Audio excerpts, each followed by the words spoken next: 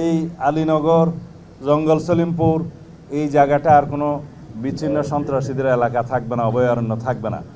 এর আশেপাশে দুইটা পাহাড় টিলা শ্রেণী আছে, একটা হচ্ছে বেতুয়া আর একটা চা বাগান। এই এরিয়াতেও সন্ত্রাসীদের আনাগোনা আছে বলে আমরা জানতে পেরেছি।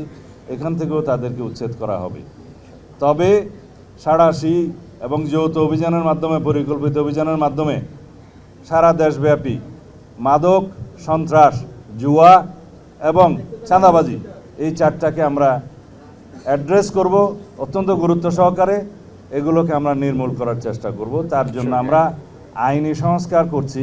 একই সাথে মাদক নিয়ন্ত্রণ আইনে আমরা যাতে স্পেশাল ট্রাইব্যুনাল স্থাপন করতে পারি সেই সংশোধনীটাও আনব।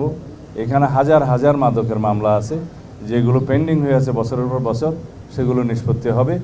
এইভাবে আমরা আমাদের দেশকে বাঁচাতে পারি, যুব সমাজকে বাঁচাতে পারি। আর কিশোর গ্যাংয়ের যে উৎপাত হয়েছে সেটার জন্য আমরা কিছুটা আইনি সংস্কার আনতে হবে, যে কিশোর গ্যাং বলতে কত বয়স পর্যন্ত, তাদেরকে কিভাবে কি সুবিধা দেওয়া যায়। কারণ আইনের ফাঁক ফুকর গলিয়ে কিশোরদের যে সুবিধা আছে, জুভেনাইল ডিলিনকুয়েন্সির যে সুবিধা আছে সেটা তারা নিচ্ছে, এবং এই কিশোররা যারা কিশোর গ্যাংয়ে জড়িত তারা ক্রমান্বয়ে ভয়ঙ্কর সন্ত্রাসীতে পরিণত হচ্ছে।